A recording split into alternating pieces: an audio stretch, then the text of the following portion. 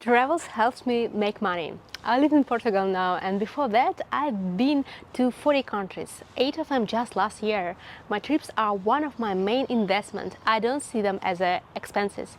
In fact, it's my love to travel that helps grow my income, and in this video I'll explain exactly how it works. Make sure to like or subscribe so YouTube keeps showing you my solo trips video. I also share tools for mindset growth on this channel.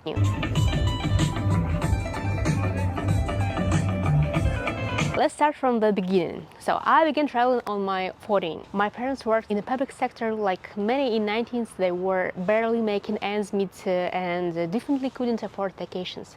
Back then, I was obsessed with the Russian rock brand, which was from seaside, and I inspired by their songs about the sea. I became determined to see Vladivostok city.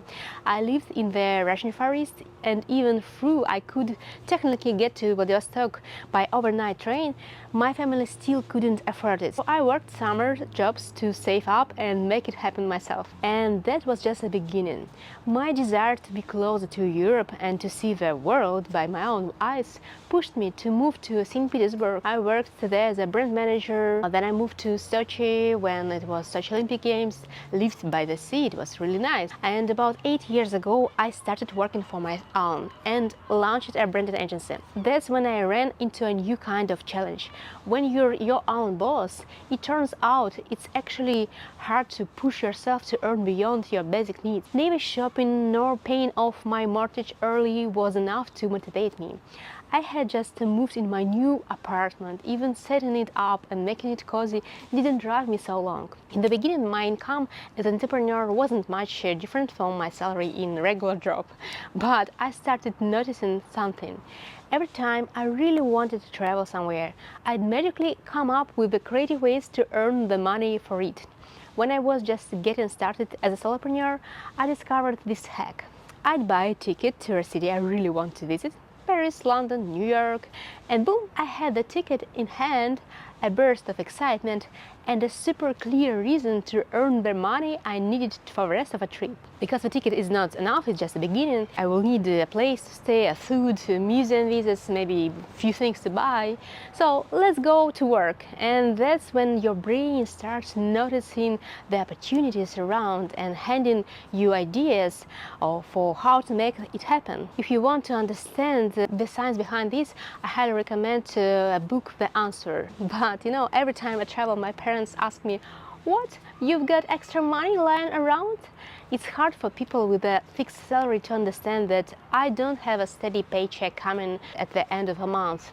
The money I spend on the travel wouldn't exist in the first place if I hadn't felt this strong desire to go to the particular place. But in the end, travel goals help me not only earn enough for this trip, but usually even more on the top of it. So now every time I hit a financial dip, and let's be real, that it happens with any business, I might cut back of clothes or entertainment, but instead of postponing travel plans until things got better, I do opposite. I try to remember, okay, where have I always wanted to go? Where would I love to be right now? And that's when the magic begins. In my first year of immigration, my income dropped, not just because I was really using up of a lot of energy to build a new life from scratch, but also because the immigration service in Portugal messed up my residential application. For most of the year, I wasn't allowed to leave the country, and I lost my main motivation to work and earn. But Portugal has islands in Atlantic, Madeira, the Azores, so I started traveling there just to keep myself emotionally and financially afloat. And one of my solo trips to Azores happened exactly like that. I was low on funds, but decided to at least book a one-way ticket. It was about 35 euros. There's a full video about this trip coming soon. Check that you're subscribed so you don't miss it. So now I had a goal. In 2-3 weeks, I've been soaking up this beautiful new place in Azores, and my brain went, okay, how much do we need? Okay, cool. Where can we get it? It was like a magic kick in the butt. Suddenly I had a fire in me, stopped procrastinating and made it happen. That month I actually earned 10 times more than I spent on that trip. Travel might not be your thing. We're all wired differently. It could be a gadget, a training program, a car.